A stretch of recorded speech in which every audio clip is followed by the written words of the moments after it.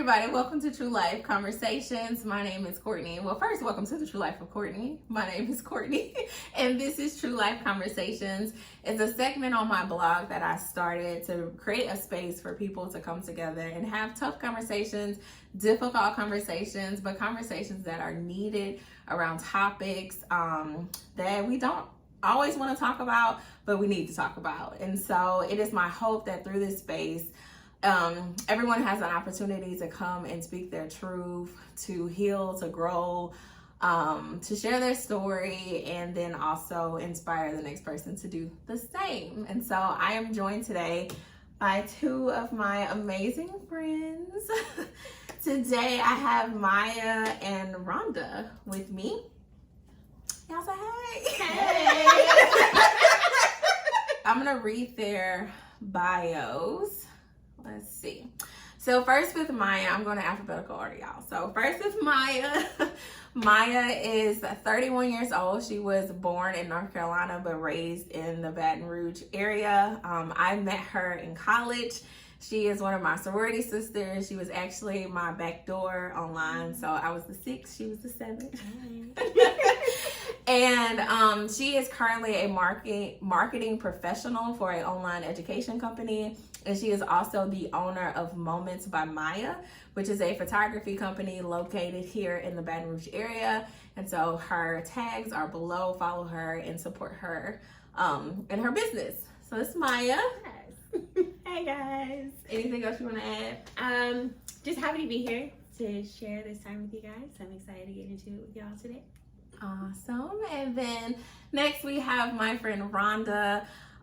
Me and Rhonda have been friends since daycare. I can't remember daycare, but we were there together. And I remember us like just being super close for elementary school. Like literally every weekend wanted to be at each other's house and stuff like that. So we're both 30 now. Rhonda is a chiropractor in Zachary. She's also the owner of the Step Up, which is a hip hop step aerobics class that combines choreographed routines, freestyle step, and strength workouts. So it's fun and it's fitness at the same time. And so if you have never done step, I strongly encourage you to do so. I enjoy it. I went for the first time a couple of months ago.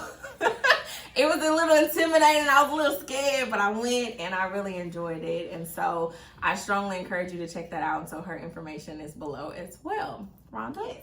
I am also happy to be here and happy to speak on this topic and get into this with you all. Yeah. Today. So here with Tru Life Conversation, there are 3 rules. I always do that. 3. 3. The 3 rules are that you do it anyway. I know sometimes these conversations can be tough and they can bring on different feelings and emotions and anxieties. And so I just ask that you push through anyway. Secondly, that you be true, that you share your authentic self. And then lastly, that you have fun. And so can y'all handle those 3 rules? I believe so. We gotcha. So today's topic, today's conversation is titled True Mirror. What I see versus what the world sees. And this conversation is going to be around weight loss. I was actually talking to one of my friends before I recorded this, not the 2 here, but somebody else. And they were like, what are you recording about today? And I said, weight loss. And they said, oh, that's a mental battle within itself. Oh wait, hold on, I wrote it down. She said, oh, it's a mental breakdown and a mental buildup at the same time. And I was like, oh, that's deep. A mental breakdown and a mental buildup at the same time. And so we're gonna get into that a little bit deeper, but to kick off today's conversation, I guess I'll just share personally that over the years, I would say maybe going back to probably middle school when I hit puberty, and now like I'm getting hips and I'm, expanding as a woman. And I often struggled with self-esteem because I would show up, as myself and constantly get criticism from other people. And so other people will make comments like, oh, you gaining weight, or your clothes fitting you a little tight, or you sure you want to eat that, or dang, you eating again. Like, you know, like little stuff like that. And it really affect my self-esteem, I would say. And this is like even going back to middle school. Like in middle school, you what, 11, 12 years old? Mm-hmm. And people are so opinionated, and people feel so free to share their opinions, entitled to share their thoughts and opinions about other people's physical appearance. And so this happens a lot around the holiday season, so I think this is a timely conversation. When you're around your family members, don't be asking people why they didn't gain weight. don't be saying stuff like, "Oh, girl, you done got sick." Mm-hmm. Don't say stuff like that. You know, keep those comments to yourself, because you never know how it is affecting other people's self-esteem. And so I looked up some stats before this conversation, and it says 85% of the world's population, so not just Louisiana or America, the world, okay, are affected by low self-esteem. That's 85% of the entire world. That's a lot of people. And then Dove, the soap company, they did a study called The Real Truth About Beauty. And they found out that only 4% of women worldwide think of themselves as beautiful. 4%. So what do you think? First of all, I'll just say that's tragic. Yeah, that only 4% thinks of themselves as beautiful. But I think that there's so many like things that contribute to that. And so let's talk about that first. Why do you think it is that only 4% of women view themselves as beautiful? I personally think it comes down to mass media. I feel like as young women, even as children, we're getting messages on what we think beauty is, what we see people on TV and in the magazines. Like, we have these ideals before we even have a concept of how we see ourselves. So I feel like that is pushed upon us. And then you have people in your family who might have already been dealing with that. So it's pushed upon them. So they're treating you the same way that they were taught the same. So if you don't know how to identify yourself for yourself first, I don't think you're ever going to be able to feel your own beauty before somebody else gives your definition of beauty for you. What does that mean, identify yourself for yourself? Before outside factors, before anybody is talking to you as a child and talking about, are you fixing another plate? Are you going to wear that? That should not be feedback that you want to give anybody, because that's just rude and inconsiderate. Don't be rude. Yes. So if you're told that from a very young age, that's going to automatically change your perception. So how can you grow into loving yourself if you're already thinking lesser of yourself based on somebody else? So I don't think we really give our true selves time to sit with ourselves, see how we feel about ourselves, see what we like about ourselves. There's not many conversations happen like this. Mm-hmm. And I think this should be part of the narrative, so that way everybody can feel empowered within themselves, no matter what stage you find your body in. Because as growing women, like, our bodies are going to change throughout our whole entire lives. So you're going to have to love it every single day. So people don't teach us how to love our bodies, though. Because even when you said, like, sit with it, and I was trying to write, but you was talking so fast. You said, sit with it and figure out, like, what it is you like about your body and stuff. Nobody ever told me to do that. Anybody ever told you to do that? No. I don't think I was taught to me, but I don't know. Does everybody remember that American Girl book about your body and all those kind of things? I remember, like, everybody has, like, you know, everybody has a different nose shape. You know, everybody has a different eye shape. Like, you know these things, but nobody says, like, you should appreciate if, you know, you got a little booty. That's me personally. But it's not highlighted a lot in different media and stuff like that. So you have to know everybody comes in their different sizes for a reason. And they're going to have to love that about themselves for your own personal reasons. Yeah. Not to hijack the conversation, but just thinking about the American Girl book, I think to all the mothers out there, so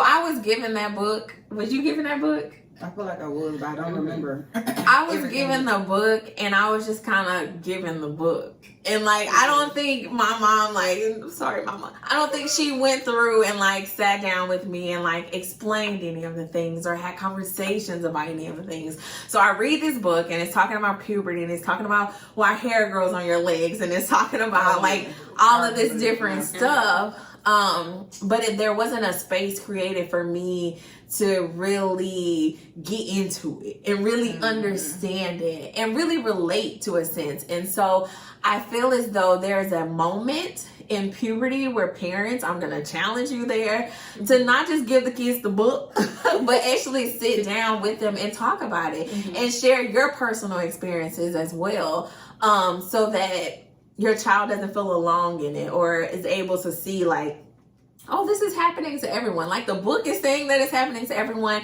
but here's somebody that I see, that I love, that I value, who has had some of these same experiences, and they can tell me how to get through it, you know? So I really want to just put that out there, my little tidbit. Rhonda, what about you? So the 4% of women worldwide who I can't talk. The 4% of women worldwide that think they're beautiful. What about the other 96%? Why do you think they feel that way? Why do you think they don't feel beautiful? Yeah. I would have to say just a lot of outside influences like social media, what Maya said. Because if we really didn't have these things to look at and probably to compare our bodies or our faces, our hair, our this, our that to other people, then I mean, maybe we would be more accepting of our own beauty, and more women than the 4% would feel that they're beautiful. Right. Yeah, I think if I had to answer that question, again, social media is a big piece of it because it teaches us to compare ourselves to other people, and that spirit of comparison is just, it's horrible, y'all. Like, we are all different and we're meant to be different, and we should embrace the differences. Like, it is okay that I look different than Maya and Rhonda. If we were the same, they would be boring as hell. Like, I don't want that.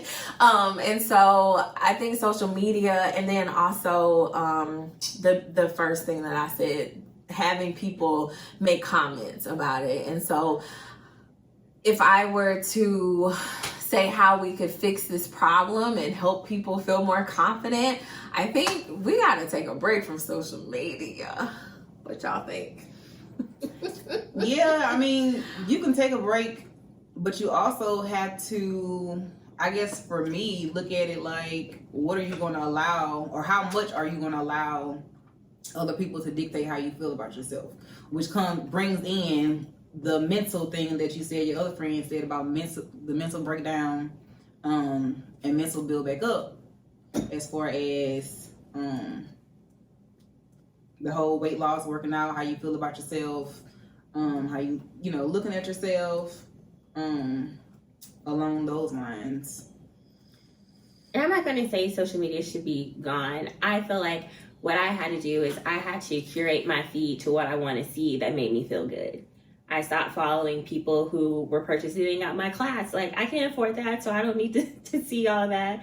I saw people who look like me, people who were body positivity, those type of things. So I curated my feed to the things that would make me feel comfortable. Yeah, I think that's because you're at a level of self-awareness. Okay, yeah. For the people who have not reached self-awareness, I do believe one of the first steps in gaining self-confidence in yourself is you have to, like, step back from those things that teach us to compare ourselves to other people. And that's just my personal opinion.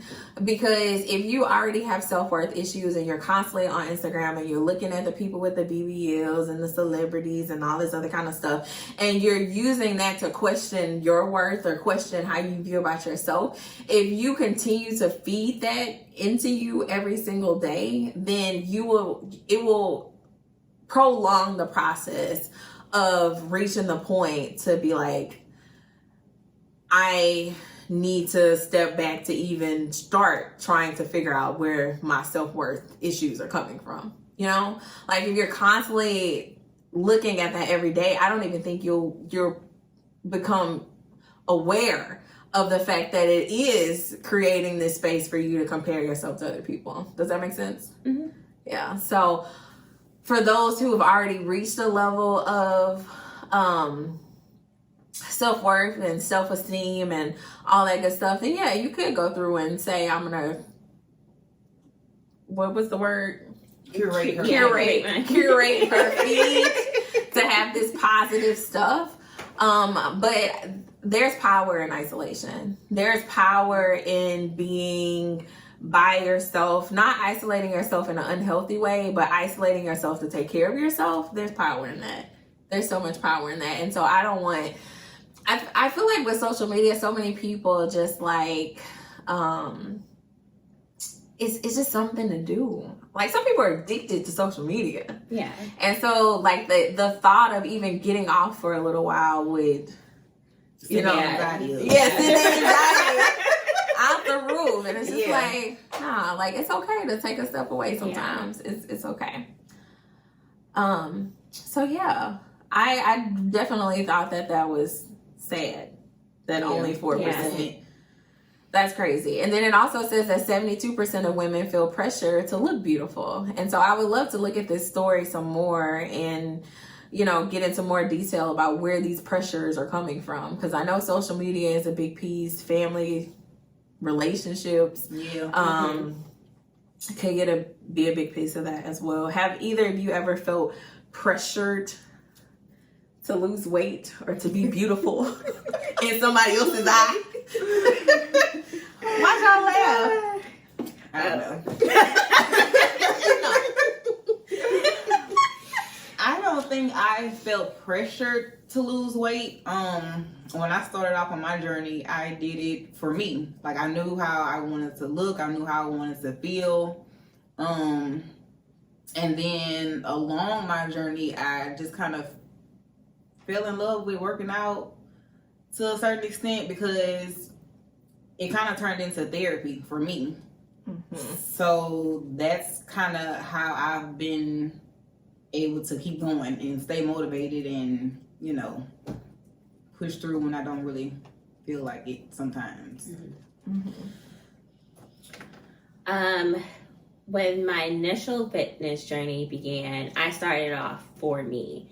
I got on the scale one day. I said, I don't like this number. I do not like this at all. So I decided, it's like, okay, if I'm going to make some changes in my life, I'm going to be the sole person responsible for that. At that time, I was in a relationship with somebody and things were good. We started working out together. But then somehow life caught up and I wasn't working out as much. And then that's when the commentary and feedback came in. And it was just like, you stop working out, you're not doing this too much. And if you're going to continue to do blah, blah, blah, then I don't see where this relationship can continue. So that was like my first experience of seeing myself and being comfortable in my body and then hearing feedback from somebody else. And I was kind of like, you weren't saying that last night. Okay. So where's this?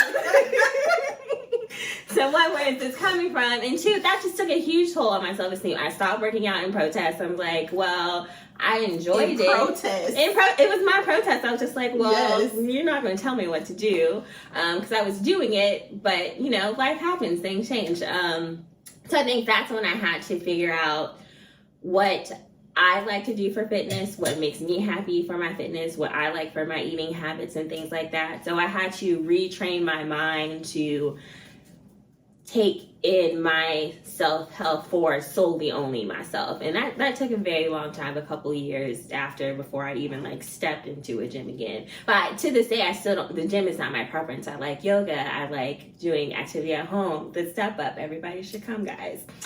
Really, I like activity and those type of things. So I had to find out what I enjoyed and make sure that was my focus.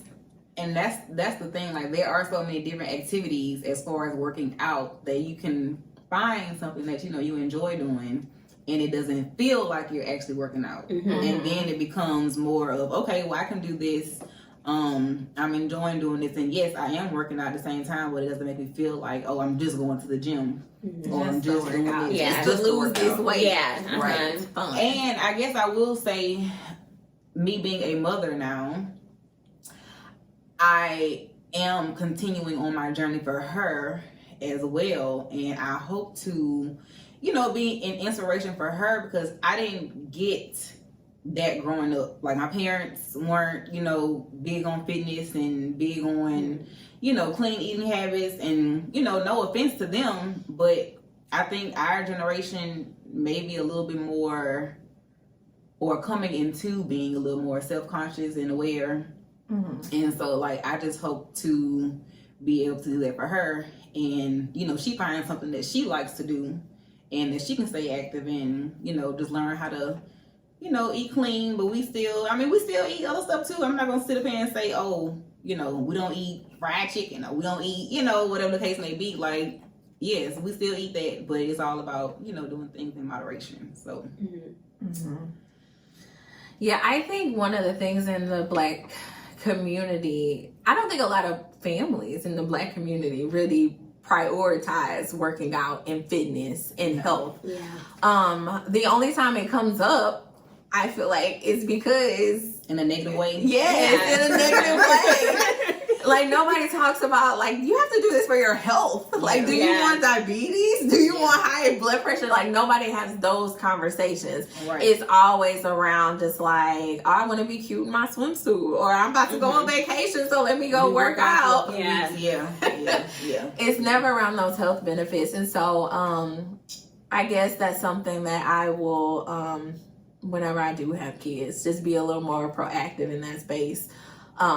Not in a way to make them feel ashamed, but just say, it's for your health, and you can feel good. Like, when I was working out on a consistent basis, I felt so good. I had so much energy, and I was just like, yay! But and now I feel I'm sluggish, and I'm like, and so I definitely see the benefits. So we got to really highlight that health piece of it, and not just the physical health piece of it, but the mental health piece of it. Mm-hmm. Right. Because, when I did, so in 2019, I lost 37 pounds. I was in DC. I was by myself, and that's a whole nother story. We can talk about how Louisiana just does not have an environment to lose weight. Like, it's so hard. It sets you up to fail. Exactly. But being in DC, like, there were so many healthy food options, and I'm like walking and taking the metro, so I was more active, like even outside of what I was going to the gym. And so living in a big city, I think it just gives you more opportunities to be active. But when I lost the 37 pounds when I was in DC, dang, what was I talking about?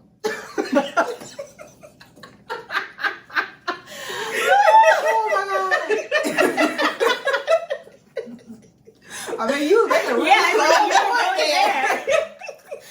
we started off talking about? Louisiana, we set the fail down here. You lost your weight in DC. DC is a bigger city, more healthy options. I guess because you were doing it for you. Like, that was the focus. I was doing it for me. I don't think that's what I was about to say, but would you lost So how you lost 37 pounds? Is that what you were about to go into?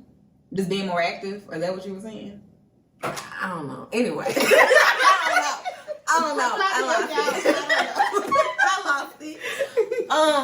But I did lose 37 pounds when I was in DC. I was eating better. I was like eating portions. I think that was another thing. Yeah. Like when I got hungry, I stopped eating, and now I just be like, "Ooh, this so good." The other night, no, Maya was here the other night, y'all. So I am addicted to ramen. Like I'm really addicted to ramen, and so we went and got ramen the other night, and I fixed me some, and I was like, I'm gonna save the rest for tomorrow. Y'all, I ate the first bowl, and I was so full to the point that I like laid back. It was like, And then got up and went and got the rest. Oh my God. I got up and went and got the rest and was like forcing it down. I was like, this is ridiculous. it was very good ramen though. So I mean, like, It's so good. And I don't know, something about it. I just be feeling drunk after I eat it. Like it's Where y'all get this at? Where y'all we got this have to go get some ramen. It's so good. But portions, I think, is a good place to start. I was working out like maybe like 2 hours a day. It wasn't. Sometimes it was twice a day, but I would go in for like 2 hours straight and just be on the elliptical, and I would listen to a sermon, or I would like listen to like a motivational speaker or something for those 2 hours.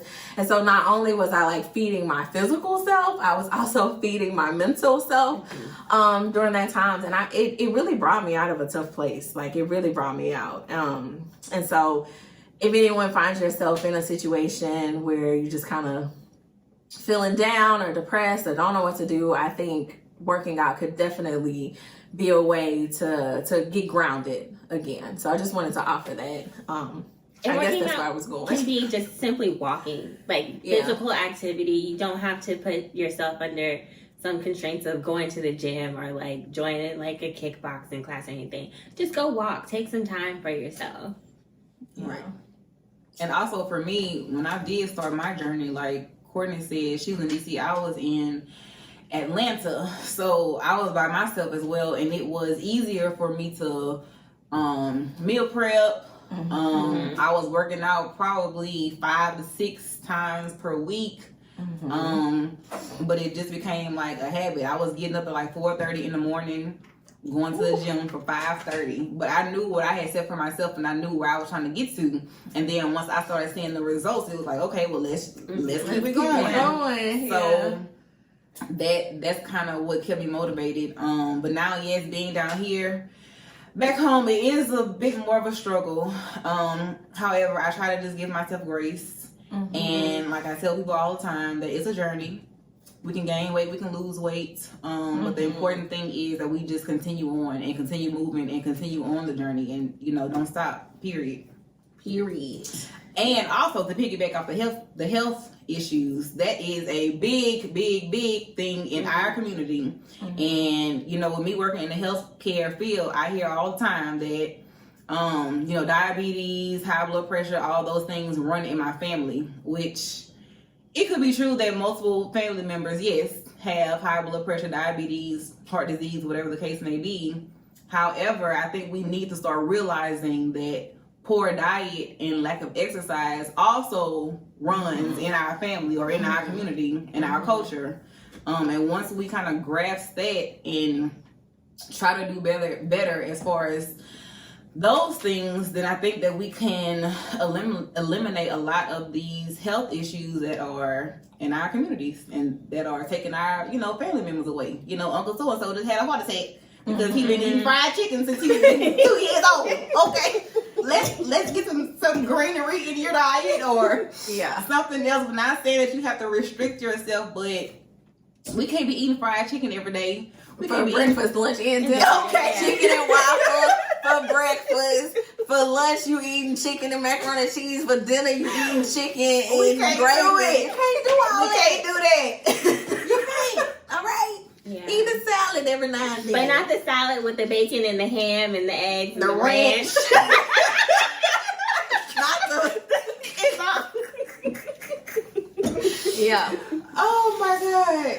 Oh my goodness. There are really good salad dressings out there. Like, I'm telling you, and they healthy salad dressings. Yeah. Right. So, eating clean doesn't have to be boring and nasty. doesn't. There are a ton of things that you can create, at home. And that's another thing, eating at home, cooking your own food, and, eliminating a lot of, I'm sorry, did I convict somebody? I feel attacked. I feel attacked. But no, cooking at home and knowing what you're putting in your food and, just all that kind of stuff. Yeah. All those things contribute to weight loss and being healthy. And just, doing better with yourself. And your body will naturally start craving those things too, and you'll start losing. Like I love me some sugar. Please, I will. It's hard to turn down any sweet, any treat, even the sweet drink. So you have to maintain. Okay, if I'm going to have a little bit of this, I know I'm going to have to drink all this water to make some room. You know yourself. You know what you like and what you should be doing. So stick to it. That's all you balance it out. Yeah, definitely balance it out.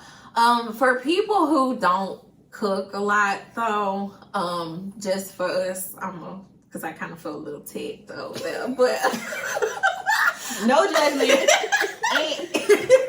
I will say, for me, in my new job and stuff, I'm driving back and forth to New Orleans every now and then, and so I haven't cooked a lot as much as I was cooking when I was in DC. I just don't do it.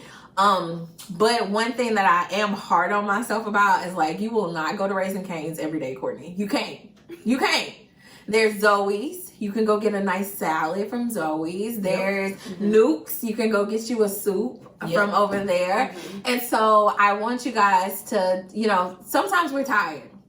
And you don't have time to cook dinner. And you do not have to go to McDonald's. You do not have to go to Raising Cane's.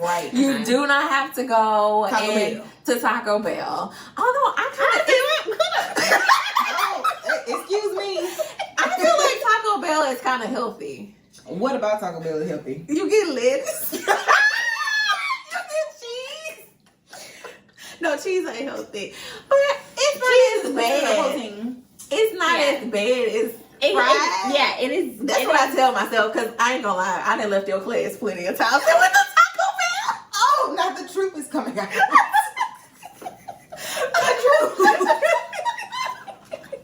I left the step out and went straight to Taco Bell.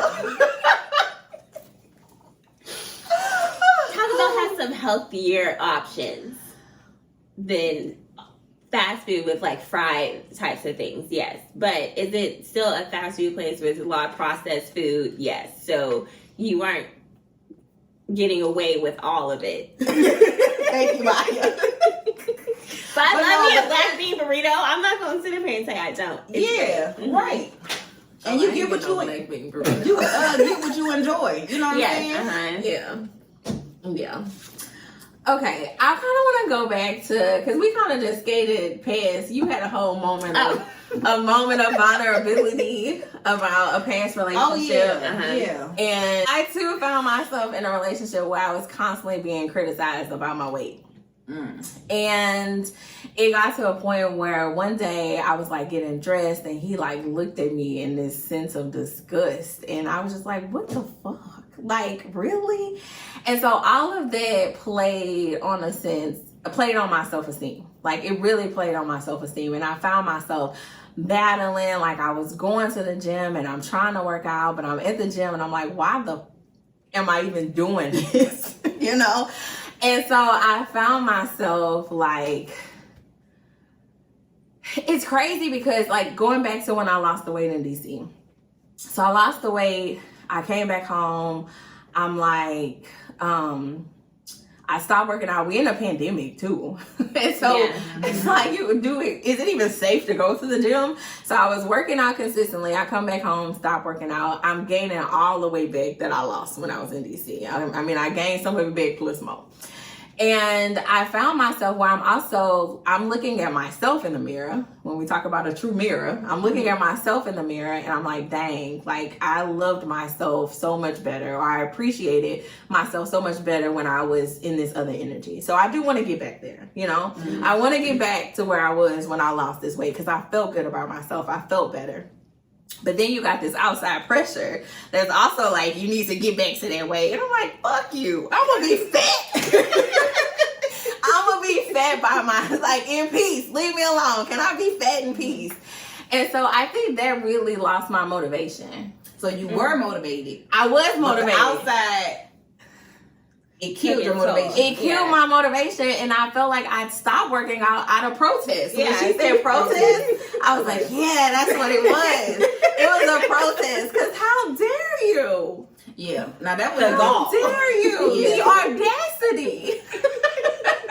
Yeah, that would have definitely played on my self-esteem as well. Mm-hmm. Yeah. Like, if you to say you looking at me and like you discussing with me like, Nigga, what? Nigga, what? yeah. You a whole 10 out here? No.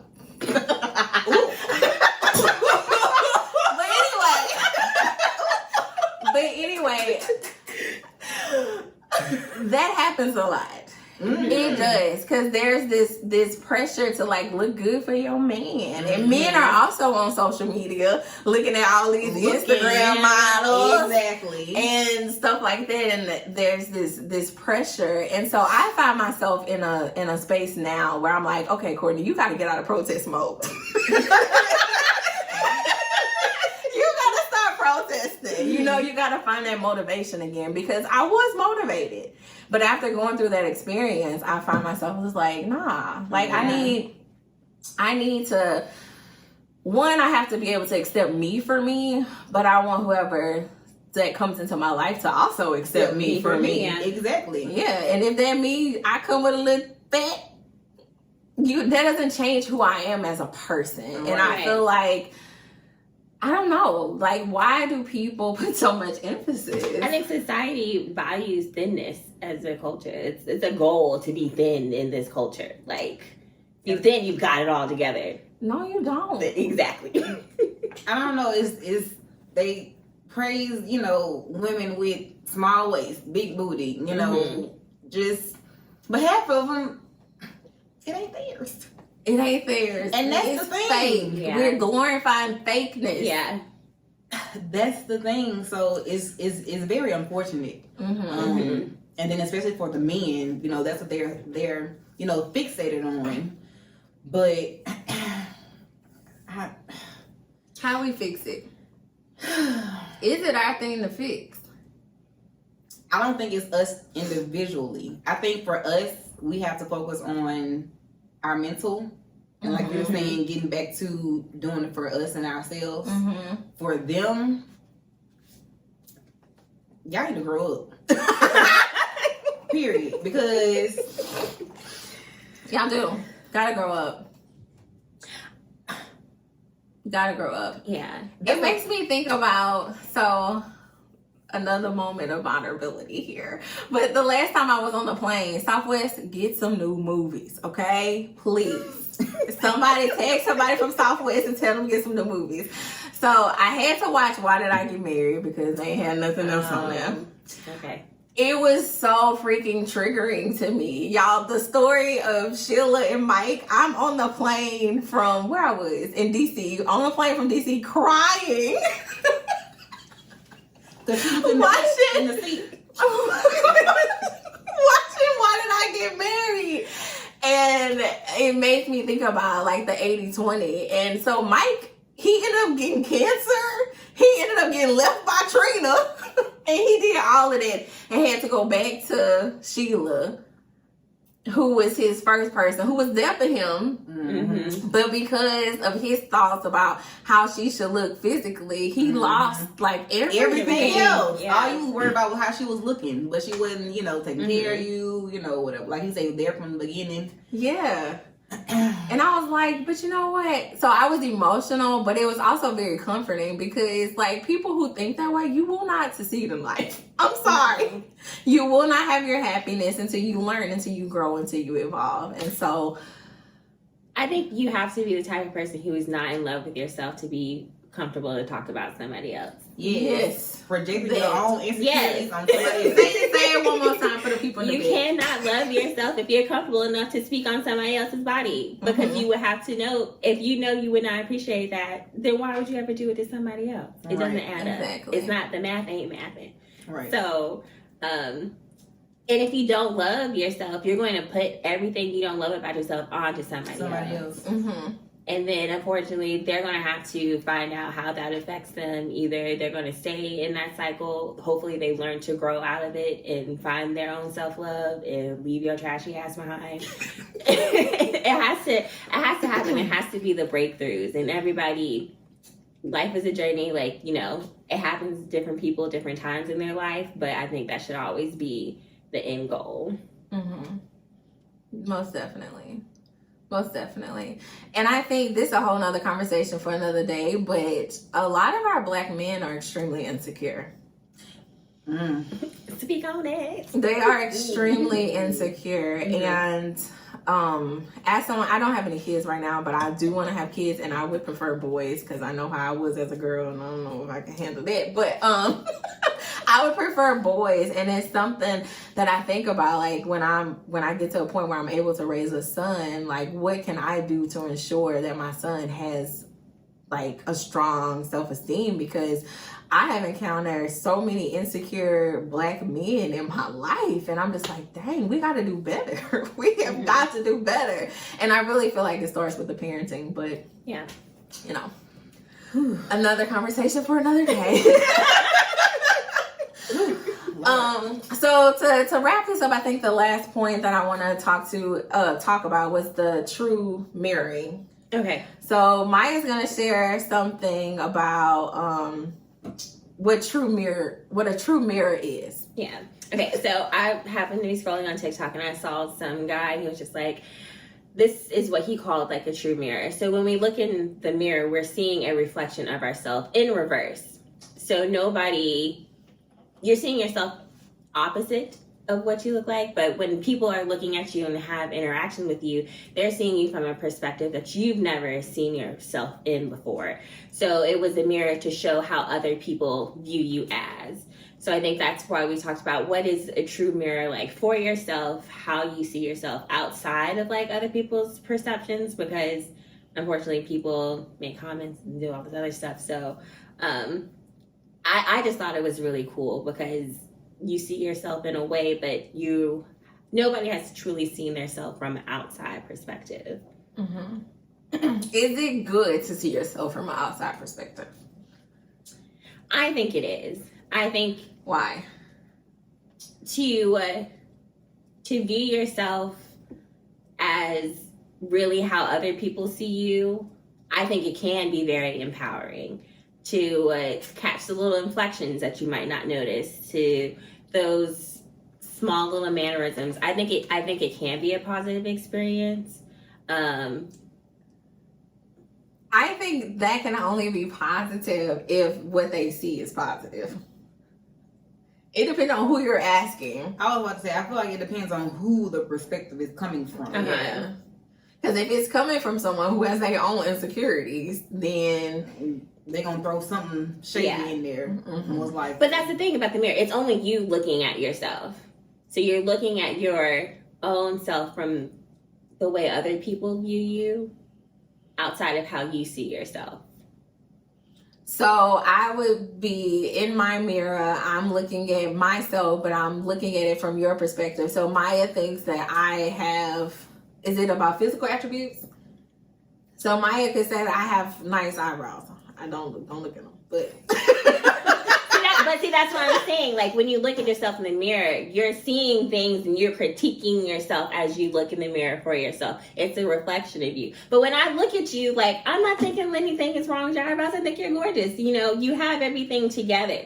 So it's the view that other people can see without the critique of yourself in the mirror. I think that's what the purpose of it is. Oh, okay. and that aspect then, yeah. Because I guess we are I guess for some people we can be our own, not worst enemy, but we critique ourselves, you know, a lot. So yeah, I can see that. And that was the dynamic I grew up in as support my family. Like, it was always critiquing any small thing about you, like the first thing that comes out your mouth. Before anything positive is said, you're going to get critiqued on it first. Mm-hmm. So I have to catch myself when I have those moments, like, what is the... You know, you do your eyebrows and, like, one looks this way and one looks the other. I'm like, come on. But it's fine. Your eyebrows, somebody says, like, your eyebrows are sisters. They're not twins. So you got to kind of... I like that. I like that. Because, baby, this left one be giving me problems. Right. One of mine is still than the other. Yeah. This the bad sister right here. So I think it's important to break those habits of critiquing yourself in a negative way first. If you are affirming yourself throughout the day and everything like that, that's how you're going to continue to see yourself before thinking like, ooh, look at this arm just jiggling as I like getting ready in the morning. I'm just saying, we are constantly just talking about ourselves in a negative way, and we have to get out of that cycle. Mm-hmm. I totally agree. And so when we're talking about the mirror, a true mirror, I think we should all aspire to get to a point where we look in the mirror and just see beautiful. Like, like you are beautiful in your current form, in your current everything. Like, you are beautiful. I am beautiful. Maya is beautiful. Rhonda is beautiful. We are all beautiful. We don't look the same. And that's okay. And we don't have to look the same to be beautiful. And so I think we should all just aspire to be in that energy every day, or to work towards that. And if you're in a place right now where you can't look in the mirror and say, I am beautiful, I think it's okay, because I've been there before. I can't speak for anybody else. I have definitely been there before, and it takes time to get out of that energy, but just know you can't stay there. It's not an option to stay there, because at the end of the day, like I said, we all have beauty, and it's just up to you to see it. To see it, because that 4% is not it. We cannot be we can't. The 4%. No, that is very sad. 4%. Mm-hmm. Oh, That's crazy. that is crazy. That is crazy. So if you find yourself within that 94%, that don't believe that you're beautiful, you know you are. Yes. You are. Know that you are. That's what I'm saying. Mm-hmm. Know that you are. And maybe spend a little bit every day writing out what's beautiful about you. You know, start there.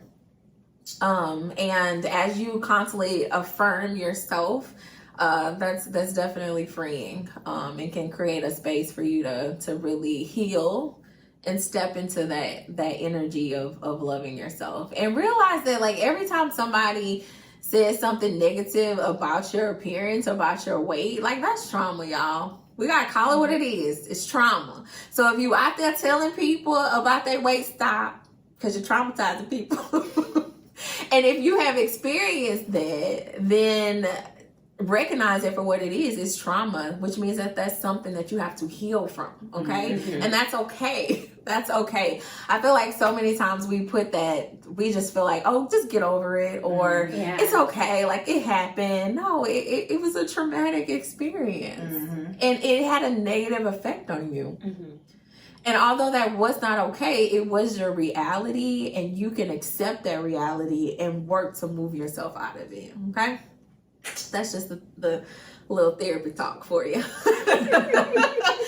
So let's do y'all have a moment of reflection? Anything you want to like leave the conversation with? Some advice? Anything? Oh, it was 44 when I looked up. I guess for me, I would have to say more so along the health and did we talk about that? The working out or losing weight for it to be healthy versus just the appearance? A little bit, but I like, go ahead. Oh. I forgot. No, but I was just gonna say, just along the lines of, your number one goal, I know for me, is to be healthy. Now, I wasn't struggling with any health issues. However, I know that, being overweight and obese or whatever can lead to those health issues. And so I kind of, jumped on it before it became an issue for me. And another thing I would like to say is, although people could be on the thinner side, that does not necessarily mean that you are healthy. Yeah. Because, you know, you have to look at your insides as well. What are you eating? What are you putting into your body? So when we say, or when I say, you know, working out is not necessarily just to be thin or to be skinny or to be, you know, whatever the case may be, whatever your goals are. Accepted by society. Yeah, pretty much. It's deeper than that. You know, we all need to have some kind of physical activity, you know, getting our heart rates up, you know, just being active, moving around. We were put on earth to be moving around and not just be sitting and sluggish, and because you feel all that, you know, after a certain point, you know, you're not moving around, you just you just here. So that's definitely important. Or I definitely challenge my skinny people as well to get active, because just because you're skinny doesn't mean you're healthy. And also for the women, learn to tune out the noise, or try to find a way to like just tune out outside influence, what other people have to say. I never grew up caring about what other people had to say about me. Even when I was chunky, I knew I was still cute, so I never, you know, loved myself any less. But like I said, I just knew where I wanted to be for myself. I knew how I wanted to look in my clothes. I knew how I wanted to feel in my clothes. So that was just it for me, and I just challenge you all to do the same. Awesome.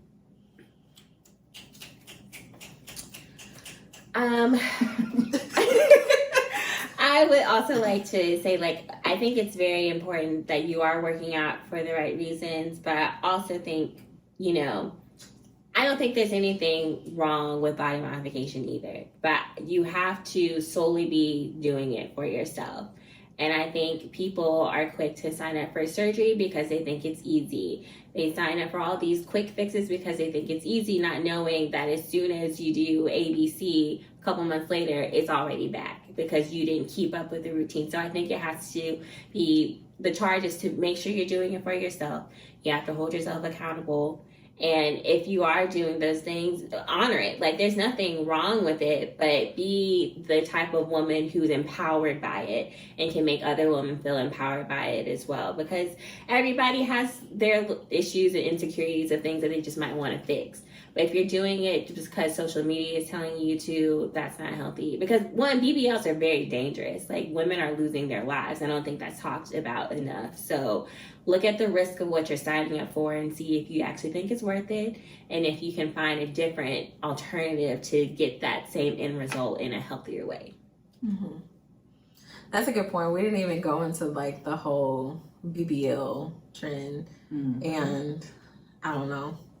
That's a whole other conversation. I think my last piece, I would say, is going back to this whole true mirror conversation, and what you see versus what other people see. What other people see doesn't matter. It is all about what you see, and you should see beauty in yourself. And so I just would encourage everyone to make sure that if you don't see beauty, you take the proper steps needed so that you can. And so a lot of the times that could look like just writing yourself a love letter, or going to therapy, or spending some time off of social media where you're not constantly comparing yourself to people, or taking a step back away from people who make you question your beauty. I want to encourage you to take those steps so that you feel good about yourself. And I know it can be hard. Like I said, I was in a situation where I was constantly getting beat up about my weight, and I stayed for longer than I should have.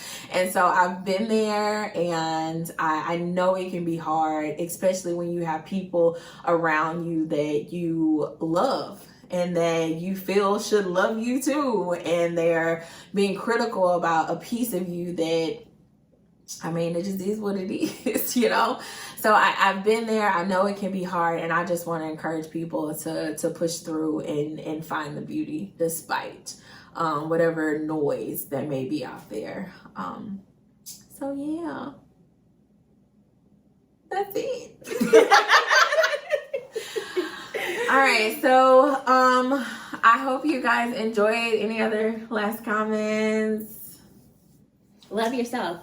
Love yourself. Love yourself. Love yourself, girl, and nobody will. That's J. Cole. All right, until next time. Bye.